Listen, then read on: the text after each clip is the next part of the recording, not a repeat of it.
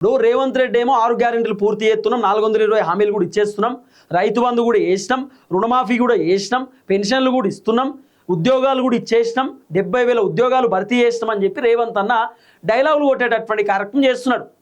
ఆఖరికి రేవంత్ అన్న ఇక్కడ మాత్రమే కాదు, వేరే వేరే రాష్ట్రాల ఎన్నికలకు సంబంధించిన వ్యవహారంలో కూడా కేరళ ఎన్నికలు జరిగితే అక్కడికి రేవంత్ అన్న పోయి ఆ ఎన్నికల ప్రచారంలో ఏమని చెప్పిండు, లేదు 6 గ్యారెంటీలు అమలు చేసేసినాం, మీకు డౌట్ ఉంటే మా తెలంగాణ పోయి కనుక్కోండి, మా తెలంగాణ రాష్ట్రానికి పోయి మీరు ఒకసారి జనాలను అడగండి, జనాలే చెప్తారు, మా కాంగ్రెస్ చాలా గొప్పది, అద్భుతమైనటువంటి ప్రభుత్వం, రేవంత్ రెడ్డి లాంటి గొప్ప వ్యక్తి ఎక్కడ లేరు అని చెప్పి రేవంత్ రెడ్డి పైన పాజిటివ్ మాట్లాడతారు జనాలు, కాంగ్రెస్ని పొగుడుతారు జనాలు, అంత అద్భుతంగా మేము పరిపాలన అందిస్తున్నాం, కేరళలో కాంగ్రెస్ గెలిస్తే కేరళలో కూడా కాంగ్రెస్ పరిపాలన అద్భుతంగా ఉంటుంది, తెలంగాణను ఎట్లా డెవలప్మెంట్ చేస్తున్నామో కేరళలో కూడా గట్టిగా డెవలప్మెంట్ జరుగుతుందని చెప్పి రేవంత్ అన్న వేరే వేరే రాష్ట్రాలలో ఎన్నికల ప్రచారంలో తెలంగాణను ఉద్దేశించి మాట్లాడే కార్యక్రమం చేస్తున్నాడు.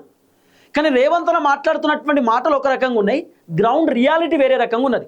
ఇప్పుడు రేవంత్ రెడ్డి నిజంగానే నియోజకవర్గాలలో అభివృద్ధి చేస్తే, రేవంత్ రెడ్డి నిజంగానే 6 గ్యారెంటీలు ఇచ్చేస్తే, సొంత కాంగ్రెస్ పార్టీకి సంబంధించినటువంటి ఎమ్మెల్యేలు రేవంత్ రెడ్డి పైన ఎందుకు మరలబడతారు, రేవంత్ రెడ్డి పైన ఎందుకు తిరుగుబాటు చేస్తారు?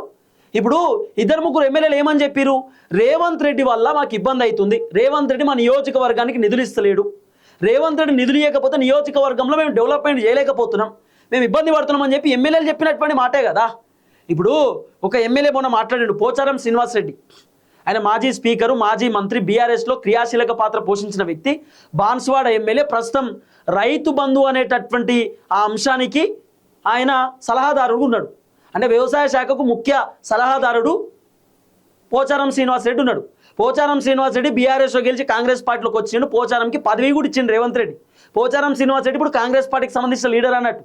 పోచారం శ్రీనివాస్ రెడ్డి సొంత ప్రభుత్వాన్ని విమర్శన చేసిండు. మొన్న రేవంత్ రెడ్డికి 22 సార్లు ఫోన్ చేస్తే రేవంత్ రెడ్డి లేపలే, మంత్రులకు 100 సార్లు ఫోన్ చేస్తే మంత్రులు లేపలే, ఆఖరికి కాంగ్రెస్ పార్టీ ఎమ్మెల్యేలు లేపుతలేరు, ప్రభుత్వ అధికారులు పనిచేస్తలేరు, నేను ఇంట్లో కూర్చుంటే బీఆర్ఎస్ ఉన్నప్పుడు పనులు అవుతుండే, బీఆర్ఎస్ ఉన్నప్పుడు జీవోలు వస్తుండే, ఇప్పుడు చాలా ఇబ్బంది అవుతుంది, అసలు ఈ కాంగ్రెస్ గవర్నమెంట్ ఉందా లేదా అని అనిపిస్తుంది, ఇట్లయితే నేను డిసిషన్ తీసుకుంటా, నేను ఇక కాంగ్రెస్ నుండి మళ్ళీ వెళ్ళిపోతా అనేటటువంటి టైప్లో మొన్న మాట్లాడిండు పోచారం శ్రీనివాస్ రెడ్డి.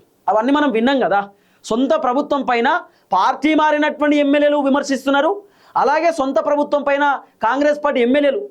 అనిరుద్ రెడ్డి మాట్లాడిండు మొన్న, జడ్చర్ల ఎమ్మెల్యే ఏమని చెప్పిండు, మొత్తం ఆంధ్ర వల్ల పెత్తనం ఎక్కువైపోయింది తెలంగాణలో, ఆంధ్ర నుండి వచ్చి కాంట్రాక్టర్లు బాగుపడుతున్నారు, తెలంగాణ కాంట్రాక్టర్లకు రేవంత్ రెడ్డి పనిస్తలేడు, మొత్తం ఆంధ్ర వల్ల ఓవర్ యాక్షన్ ఎక్కువైపోయిందని చెప్పి అనిరుద్ రెడ్డి మాట్లాడిండు కదా.